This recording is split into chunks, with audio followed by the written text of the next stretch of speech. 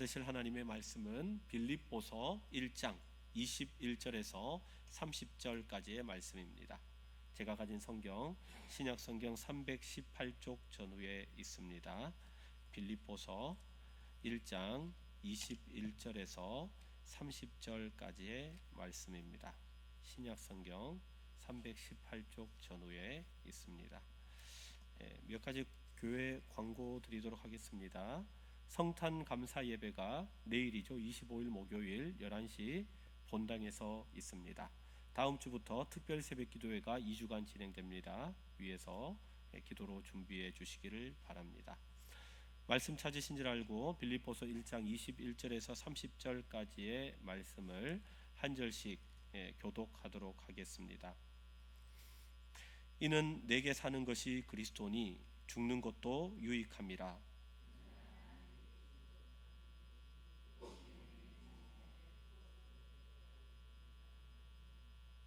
내가 그 둘 사이에 끼었으니 차라리 세상을 떠나서 그리스도와 함께 있는 것이 훨씬 더 좋은 일이라.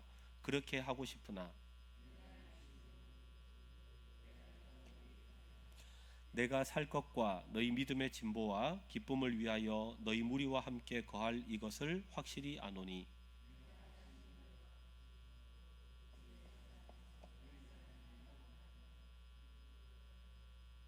오직 너희는 그리스도의 복음에 합당하게 생활하라. 이는 내가 너희에게 가보나 떠나 있으나 너희가 한 마음으로 서서 한 뜻으로 복음의 신앙을 위하여 협력하는 것과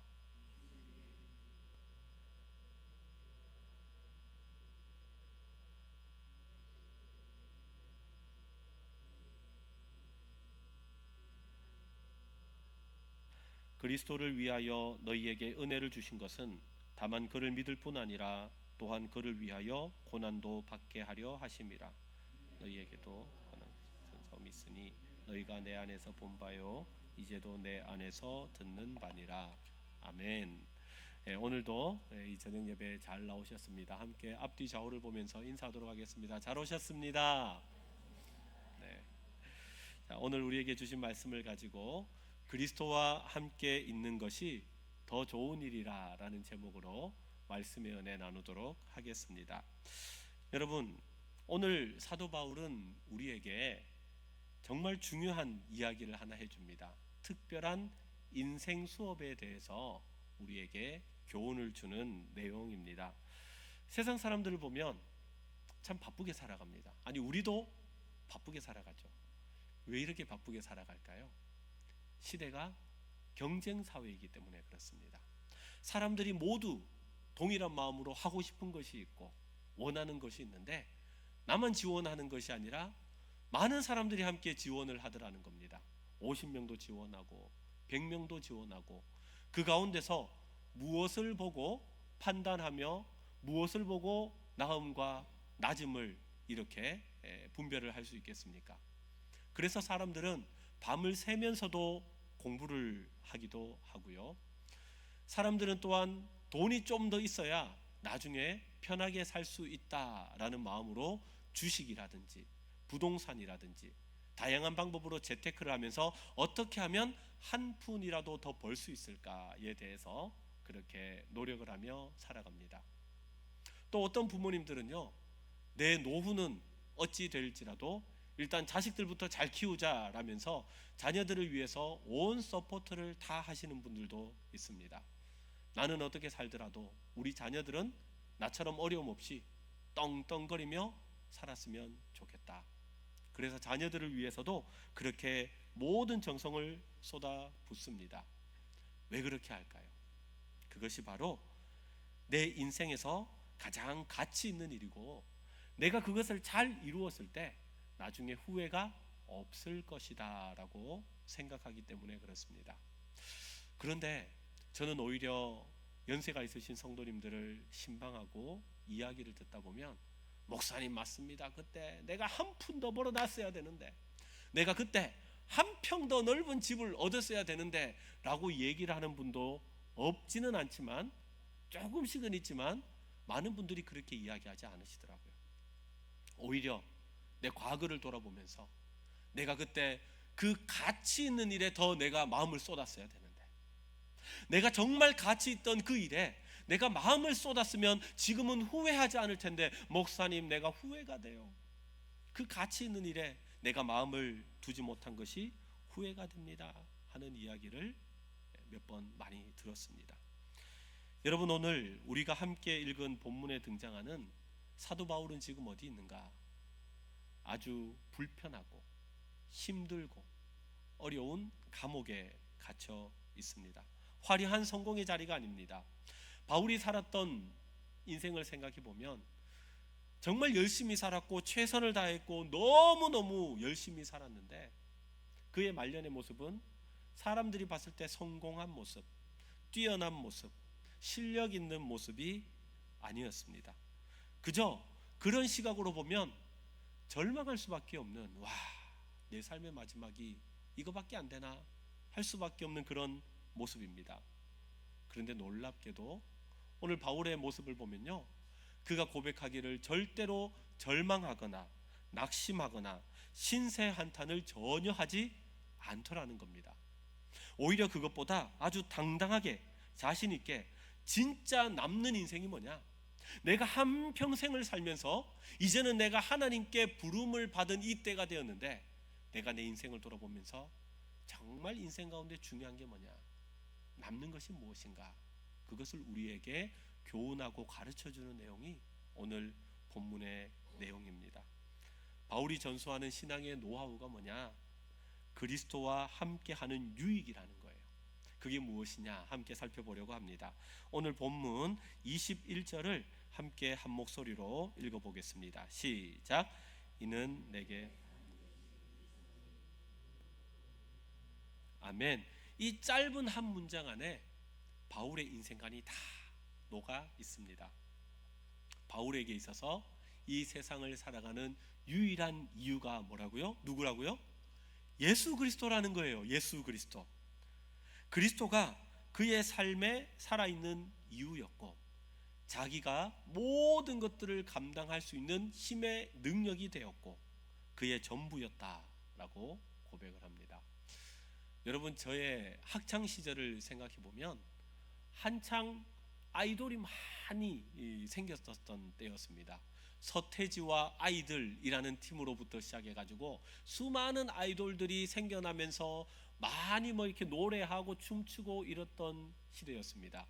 그때 많은 학생들이요, 콘서트 가겠다고, 내가 좋아하는 연예인들의 노래를 들어보겠다고 부모님을 그렇게 쫄랐습니다. 그것뿐만 아니라 워크맨이라는 거 있잖아요, 카세트 테이프. 그때 하여튼 소니, 파나소닉, 아이와 이런 것들이 되게 비쌌는데, 그거 가지고 음악 듣고 싶다고 그렇게 부모님을 쪼르던 시대였습니다. 방마다요, 전부 다 대형 브로마이드 이런 걸 가지고 막 벽마다 다 붙이고요, 머리는요 빨주, 노초, 파남보 이렇게 돌아가면서 염색도 하고요, 또 연예인들의 그 패션을 따라하고 싶다고 멀쩡한 청바지에 구멍도 내고 톱을 막 켜가지고 막 지저분하게, 그런데 그게 패션이라고, 엄마는 패션을 모른다고 그렇게 했던 시대가 저의 학창 시절 때였습니다. 여러분, 사람은 그런 것 같아요.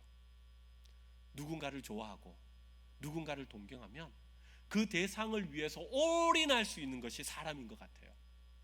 정말 아무 말 아닙니다. 의미 없는 말일 수도 있습니다. 그런데 내가 동경하고 내가 사랑하고 내가 너무 좋아하는 그 대상이 이 말을 하면요, 별것 아닌데도 혼자 희죽희죽 웃고요, 별것 아닌데도 슬퍼하고요, 그런 모습이 우리 가운데 있지 않습니까?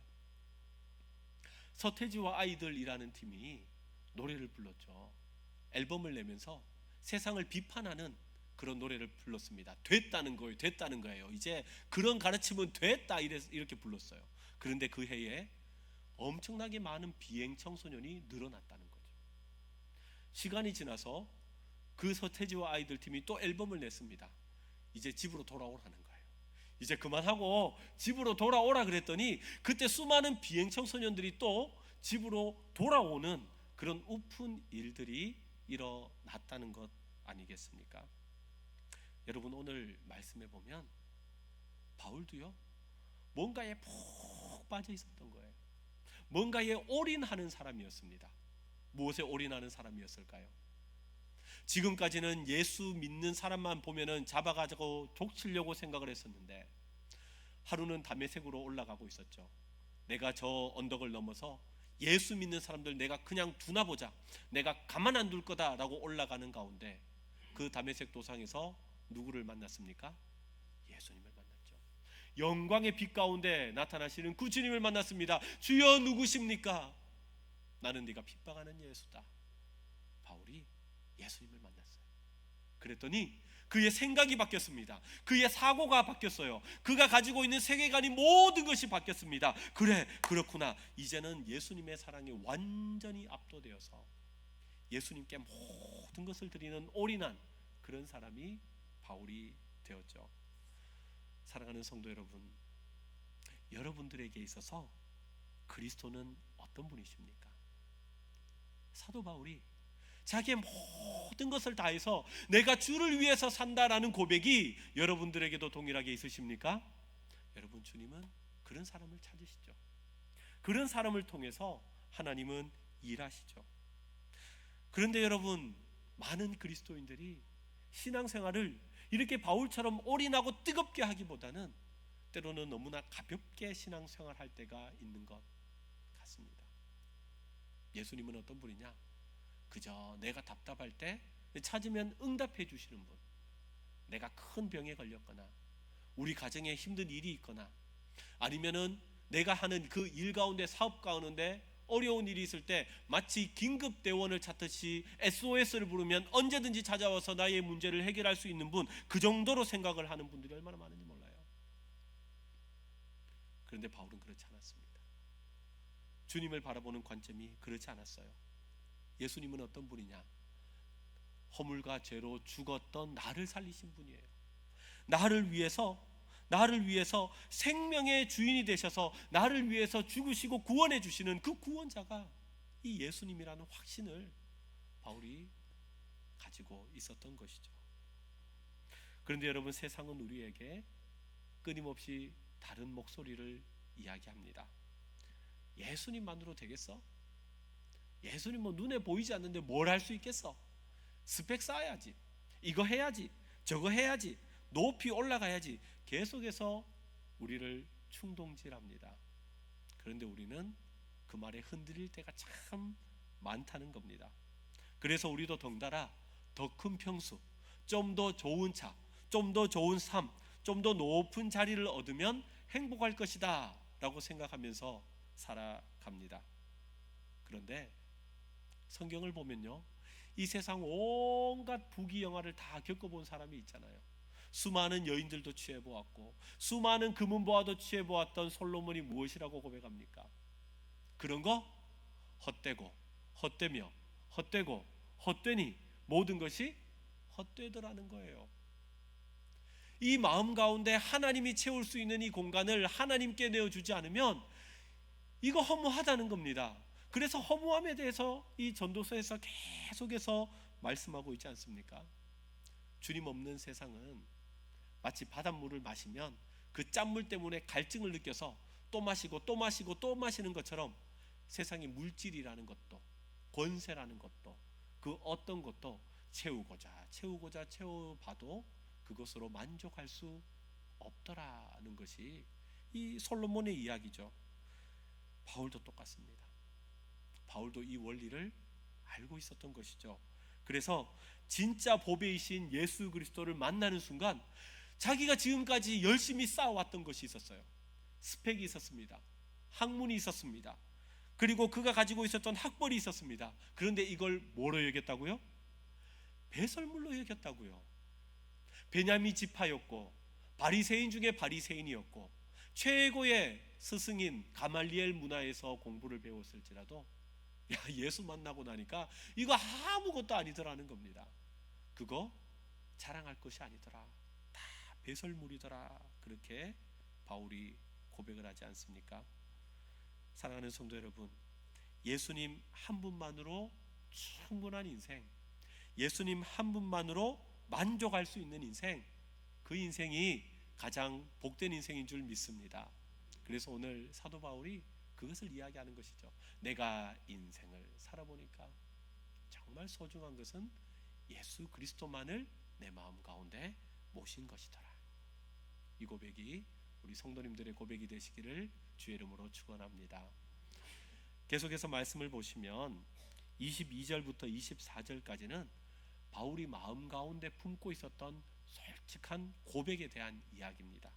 바울은 마음 가운데 두 마음이 있었어요. 두 마음이 계속해서 부딪히고 있었습니다. 첫 번째 마음은 어떤 마음이었나?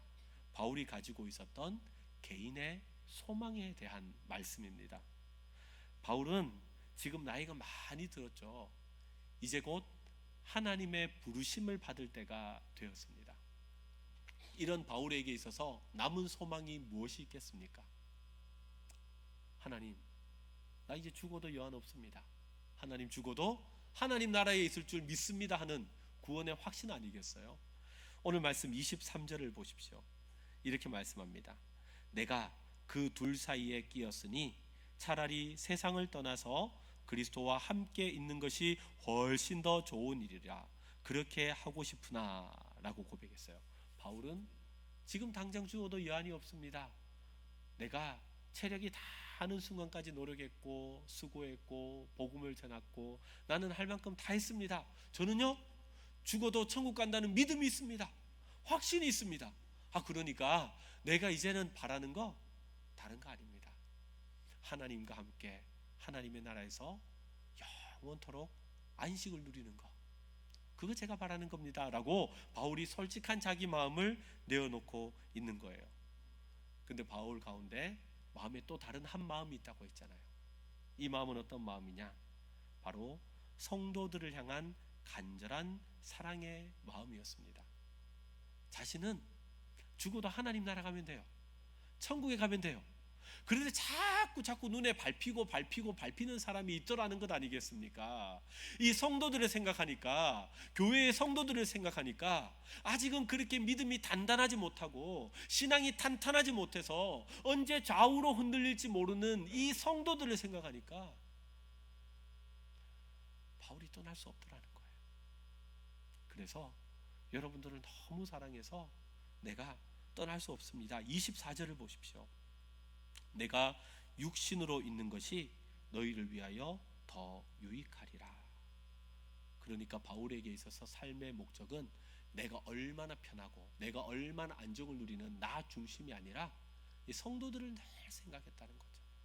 성도들의 신앙, 성도들의 믿음, 성도들의 성숙을 생각했습니다.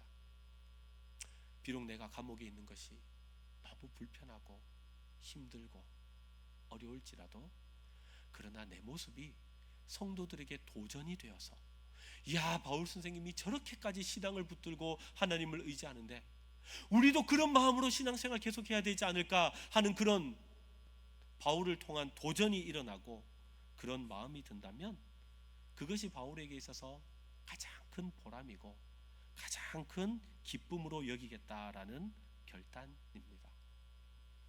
사랑하는 성도 여러분, 우리 대동교회가 어떻게 이렇게 세워지게 되었습니까? 1967년도에 이 교회 모태로 함께 모여서 기도하며 예배하며 시작했던 이 교회가 성장하는 가운데 얼마나 많은 우여곡절이 있었습니까? 하나님, 이곳에 교회를 지어야 되겠는데요, 하나님 재정이 없습니다. 하나님, 여기에 교회를 세워야 되겠는데요, 하나님 어떻게 해야 될지 모르겠습니다. 성도들이 기도를 하기 시작했죠. 그 가운데는 본인이 가지고 있는 그 재정을 담보 잡혀가지고 그렇게 돈을 융통을 하면서도 교회를 세웠죠. 누군가의 수고와 헌신과 눈물을 통하여서 여러분 이 교회가 이렇게 세워지지 않았습니까? 교회가 어려운 가운데 있을 때도 자기가 가지고 있는 생업을 포기하고 그것을 하면 자기에게 조금 더 재정적인 유익이 될 수 있지만 그러나 그거 포기하고 누군가는 수고하고 헌신해야 되기 때문에 그거 내어놓고 와서 교회를 위해서 수고하고 헌신하는 그러한 수고한 믿음의 선대들 때문에, 그렇게 걸어가신 분들 때문에 이 교회가 이렇게 세워졌고 지역 가운데 빛을 발하는 하나님의 이름을 드러내는 교회로서의 역할을 감당하는 것 아니겠습니까? 지금까지 목회를 하면서 성도님들 만나면서 신방을 하다 보면 연세가 지긋하게 드신 그런 중직자이신 분들 중에서 그렇게 이야기할 때가 많아요. 목사님, 이제 몸도 약하고 다리도 약하고 이제 걸어 다니는 것도 힘들고, 아이고 목사님 부끄럽습니다. 젊을 때는 손도 발도 다 이렇게 막 갖다 붙여가지고 열심히 하고 노력하고 수고하고 교회를 세웠는데, 아이고 이제 막 교회 가는 것도 힘들고 목사님 부끄럽습니다. 이렇게 얘기를 하는 분들이 있어요. 그러면 저는 오히려 격려해 드립니다. 아이고 권사님, 아이고 장로님, 아이고 집사님 무슨 얘기합니까? 지금까지 그 수고하고 헌신한 것 때문에 그 교회 곳곳마다 그렇게 손때 묻은 그것 때문에 교회가 이렇게 세워져 왔잖아요. 믿음의 후대들은요, 바로 우리 장로님이, 권사님이, 집사님이 교회 와서 예배 드리는 그 모습만 봐도 와, 은혜가 됩니다. 다리에 힘이 없으셔서 우리 교회 빨리 엘리베이터 세워졌으면 좋겠는데, 그죠?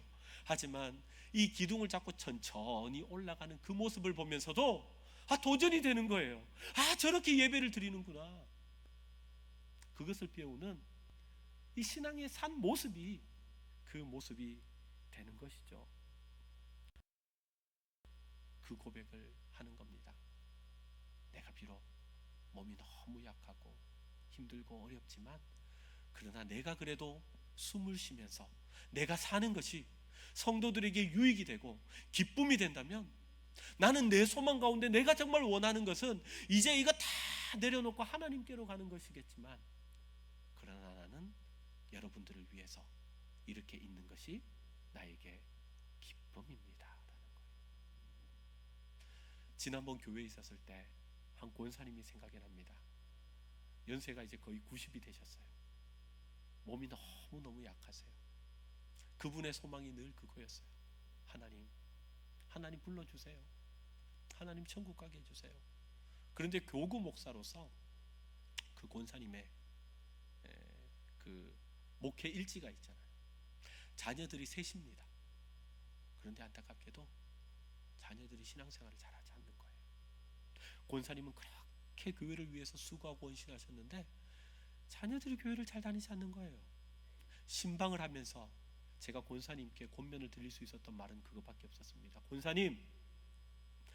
권사님이 기도해 주셔야죠. 그래도 권사님 몸이 약하고 힘드시더라도 누가 자녀들에게 가서 복음을 계속 전하고 교회 가라 그러고 누가 위해서 기도해 주겠습니까? 아니 권사님 아니면 누가 해주겠어요? 하나님이 아직까지 권사님의 그 목숨줄을 붙들고 아직까지 삶을 영위하게 하신 것은 이유가 있을 거잖아요. 기도해야 될 목적이 있고 기도해야 될 이유가 있고 하나님을 붙들어야 될 그게 있지 않겠습니까?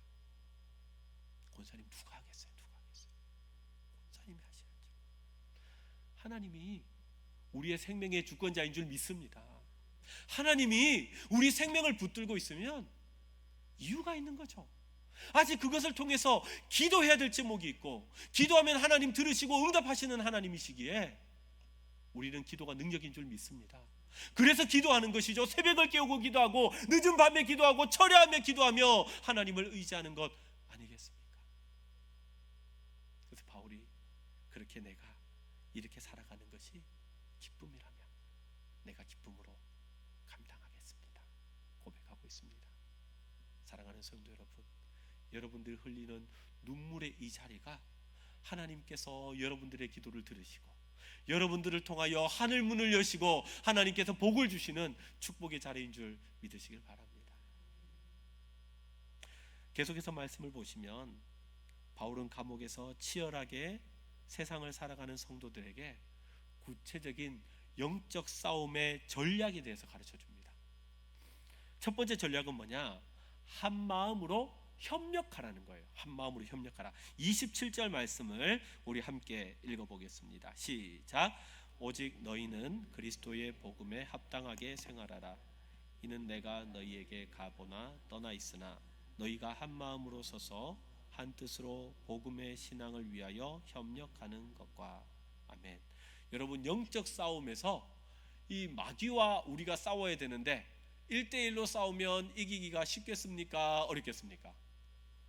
어렵죠. 마귀가 영물이기 때문에 그렇죠. 그래서 바울이 뭐라고 얘기를 합니까? 함께 하라는 거예요.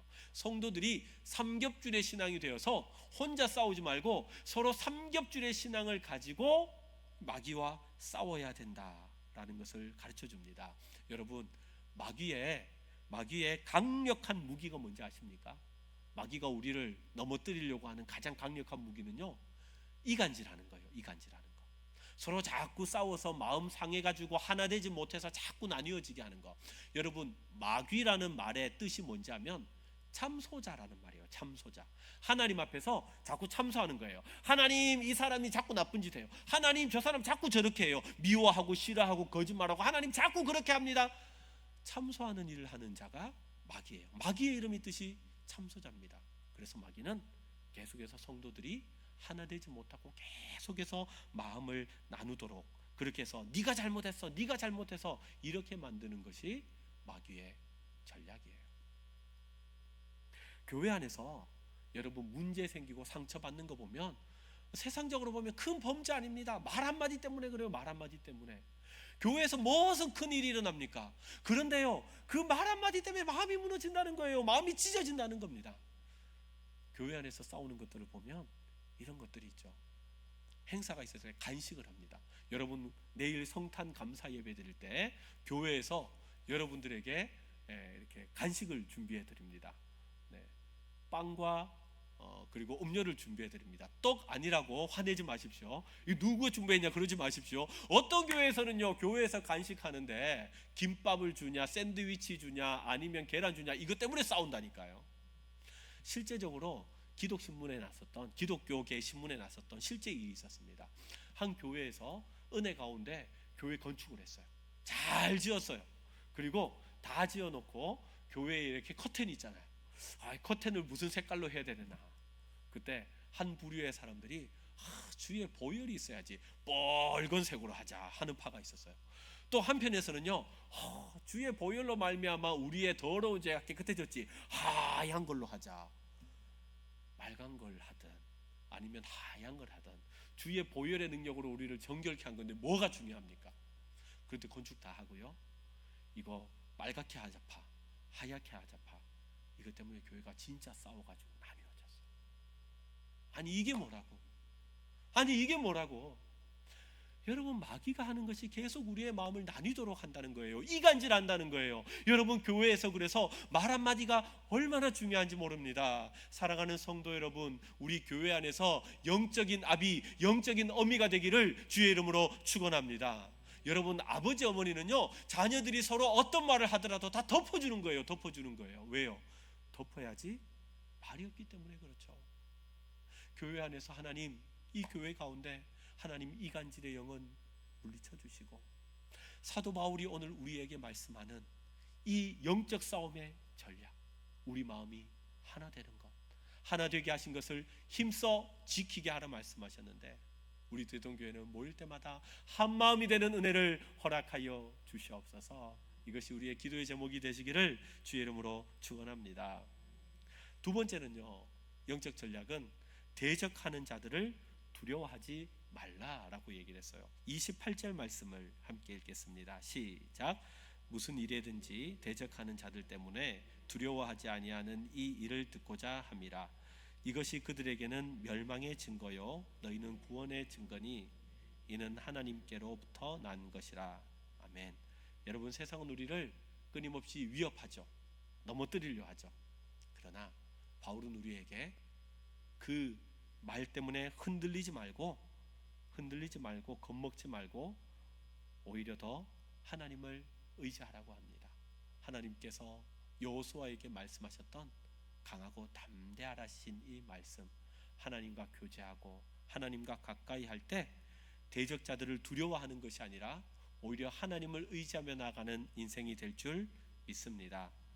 마지막으로 바울은 우리에게 상식을 뛰어넘는 가르침을 줍니다. 29절을 함께 읽어볼게요. 시작. 그리스도를 위하여 너희에게 은혜를 주신 것은 다만 그를 믿을 뿐 아니라 또한 그를 위하여 고난도 받게 하려 하심이라. 아멘. 여러분, 믿음 생각해 보십시오. 축복 생각해 보십시오. 좋은 의미잖아요. 그래서 이것을 세트로 생각할 때가 있는데, 그런데 반대로 고난, 이라고 생각해 보십시오. 여러분, 고난 그러면 좋습니까? 나쁩니까? 잘 모르겠습니까? 고난 그러면 좋아하시는 분들이 잘 없죠. 그런데 오늘 말씀에서 바울이 고난을 뭐라고 얘기를 하는지 하면 은혜라고 얘기를 하는 거죠. 그런데 원어적으로 보면 은혜라는 말보다 조금 더 구체적으로는 선물이라고 이야기하는 거죠. 하나님이 우리에게 고난을 주시는데 그 고난이 선물이다, 은혜다 라고 이야기하는 겁니다. 여러분, 이 말씀이 아멘이 되십니까? 그런데 여러분, 신앙생활 하다 보면 진짜 이게 아멘이 될 때가 있어요. 내 삶 가운데 고난이 일어나고 아픔이 일어나니까 오히려 더 하나님 앞에 엎드리고 기도하게 되더라는 겁니다. 이전에는 그렇게 하나님 앞에 의지하고 몸부림치지 않았는데 고난이 오고 힘든 일이 있으니까 오히려 더 하나님을 붙들고 하나님을 의지하고 하나님 때문에 몸부림치는 인생이 되더라는 것입니다. 여러분, 이 하나님의 은혜, 이 하나님의 선물로 인해서 간증하는 분들이 얼마나 많습니까? 내 인생 가운데 기가 막힐 웅덩이가 있고 자녀들의 문제가 있고 여러 가지 상황 때문에 더 하나님을 의지하는 일이 얼마나 많습니까? 하나님이 다 알고 계세요. 우리의 고통을 다 알고 계십니다. 그러므로 우리의 모든 것을 다 아시는 하나님께 우리가 숨기지 말고 나와 간구하며 기도하며 나아갈 때 하나님은 더욱더 우리를 사랑하시고 우리 가운데 은혜를 베풀어 주시는 주님인 줄 믿습니다. 말씀을 정리하도록 하겠습니다. 오늘 바울의 고백처럼 내게 사는 것이 그리스도니 죽는 것도 유익하다 하는 이 말씀이 우리의 삶 가운데 믿음의 고백이 되시기를 소망합니다. 인생을 다 살고 난 다음에 정말 중요한 것 이것이다 라고 오늘 말씀을 통해 가르쳐 주시는 이 신앙의 여러 가지의 모습들이 우리 모습 가운데도 그대로 이루어져서 하나님을 기쁘시게 하고 성도들 가운데 하나가 되고 하나님께 영광을 돌리는 우리 대동교회 되시기를 주의 이름으로 축원합니다. 우리 함께 찬양했으면 좋겠습니다.